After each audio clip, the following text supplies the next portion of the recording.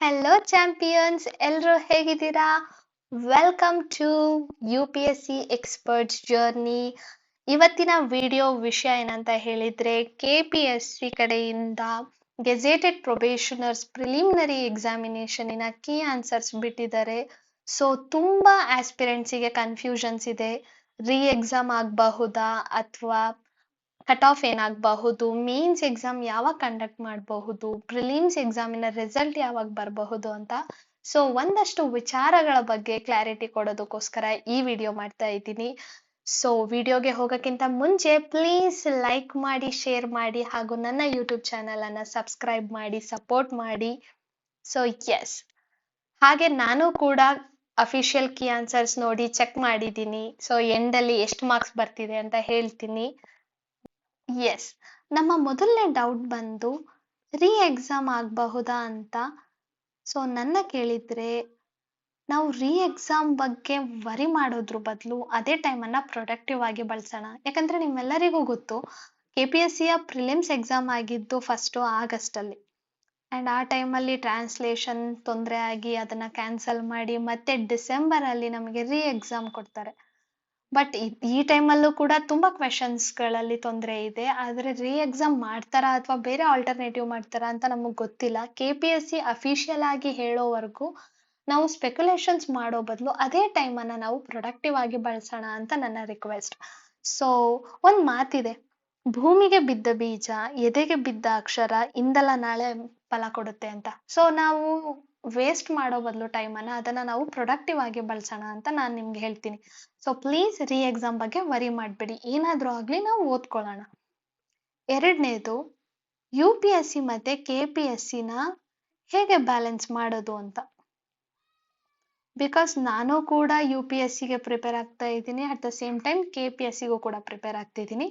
So ಈ ಥರ ಇರೋ ಸಿಚುವೇಶನಲ್ಲಿ ನಾವು ಎರಡನ್ನೂ ಕೂಡ ಬ್ಯಾಲೆನ್ಸ್ ಮಾಡಬೇಕಾಗತ್ತೆ. ಸೊ ನನ್ನ ಪರ್ಸ್ನಲ್ ಸಜೆಷನ್ ಏನಂದರೆ, ನಾವು ಓದ್ತಾ ಇರೋ ಟೈಮಲ್ಲಿ ಒಂದಷ್ಟು ಸಮಯನ, ಫಾರ್ ಎಕ್ಸಾಂಪಲ್ ನಾವು ಪ್ರತಿದಿನ 8 ಗಂಟೆ ಓದ್ತಾ ಇದ್ದೀವಿ ಅಂತ ಹೇಳಿದರೆ, ಅದರಲ್ಲಿ ಅಟ್ಲೀಸ್ಟ್ 3 to 4 ಅವರ್ಸ್ನ ನಾವು KPSC ಮೇನ್ಸಿಗೆ ಕೊಡ್ಬೋದು. ಇನ್ನು ಉಳಿದಿರೋ ಟೈಮನ್ನು ನಾವು UPSCಗೆ ಕೊಡಬಹುದು.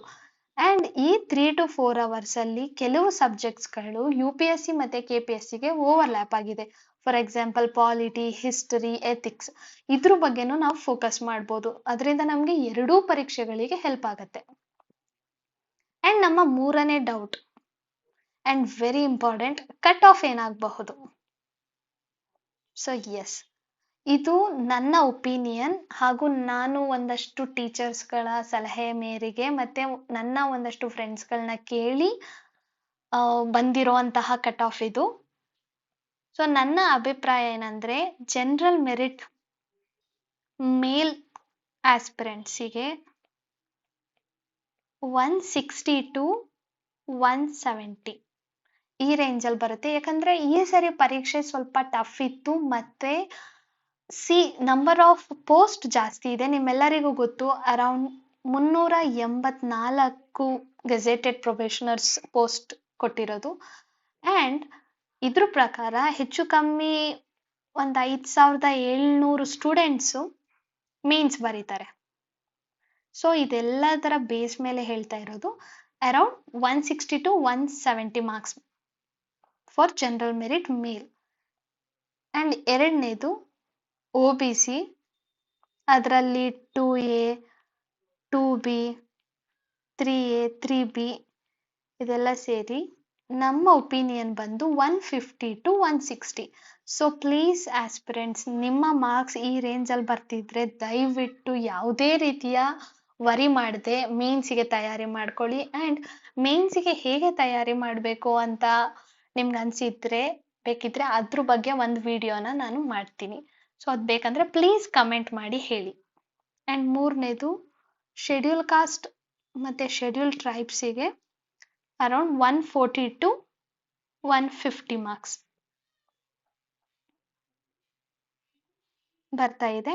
ಆ್ಯಂಡ್ ನಮ್ಮ ಪ್ರಕಾರ ಈ ಎಲ್ಲ ಕೆಟಗರಿಗಳಲ್ಲೂ ಫೀಮೇಲ್ ಕ್ಯಾಂಡಿಡೇಟ್ಸಿಗೆ ಇದಕ್ಕಿಂತನೂ 10 ಮಾರ್ಕ್ಸ್ ಕಮ್ಮಿ ಇಟ್ಕೋಬೋದು. ಫಾರ್ ಎಕ್ಸಾಂಪಲ್, ಈಗ ಜನರಲ್ ಮೆರಿಟ್ ಮೇಲ್ 160 to 170 ಇದೆ ಅಂದರೆ, ಜನರಲ್ ಮೆರಿಟ್ ಫೀಮೇಲಿಗೆ 150 to 160 ರೇಂಜಲ್ಲಿ ಕಟ್ ಆಫ್ ಬರಬಹುದು ಅಂತ ನಮ್ಮ ಸ್ಪೆಕ್ಯುಲೇಷನ್ಸ್ ಇದೆ, ನೋಡೋಣ ಏನಾಗತ್ತೆ ಅಂತ. ಅಂಡ್ 4ನೇದು ನನ್ನ ಮಾರ್ಕ್ಸ್. ಬಿಕಾಸ್ ನಾನು ಕೂಡ KPSCಗೂ ಪ್ರಿಪೇರ್ ಆಗ್ತಿದ್ದೀನಿ, ಅದೇ ತರ UPSCಗೂ ಕೂಡ ಪ್ರಿಪೇರ್ ಆಗ್ತಿದ್ದೀನಿ. ಅಂಡ್ ನಂದು OBC ಫಿಮೇಲ್ ಕ್ಯಾಟಗರಿ ಬರುತ್ತೆ.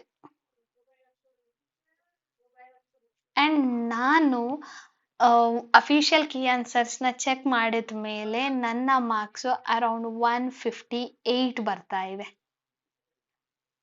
ಸೊ ಹೌದು, ನಾನು ಎಕ್ಸಾಮ್ ಆದ್ಮೇಲಿಂದನೂ ನಾನು ಮೇನ್ಸ್ ಪರೀಕ್ಷೆಗೆ ತಯಾರಿ ಶುರು ಮಾಡಿದ್ದೀನಿ. ಅಂಡ್ ಈಗಲೂ ಕೂಡ ಮಾಡ್ಕೊಂತೀನಿ. 158 ಬರ್ತಾ ಇದೆ ನನ್ನ ಮಾರ್ಕ್ಸು. ಸೊ ಕಟ್ ಆಫ್ ಏನಾದ್ರೂ ಆಗ್ಲಿ, ನನ್ನ ಪ್ರಿಡಿಕ್ಷನ್ ಪ್ರಕಾರ ನಾನು ಈ ಸರಿ ಮೇನ್ಸ್ ಬರೀತೀನಿ. Hope for the best. ನೋಡೋಣ ಏನಾಗತ್ತೆ ಅಂತ. ನಮ್ಮ ತಯಾರಿನ ನಾವು ಮಾಡೋಣ, ಯಾವುದೇ ರೀತಿಯ ಯೋಚನೆಗಳನ್ನ ಮಾಡದೆ, ಬಿಕಾಸ್ ನಾನು ನನ್ನ ನಂಬ್ತೀನಿ. ಅಂಡ್ ಎಸ್, ವಿಡಿಯೋ ಮುಗಿತಾ ಇದೆ. ಥ್ಯಾಂಕ್ ಯು ವಿಡಿಯೋ ನೋಡಿದ್ದಕ್ಕೆ. ಪ್ಲೀಸ್ ಲೈಕ್ ಮಾಡಿ, ಶೇರ್ ಮಾಡಿ. Have a great day. Thank you.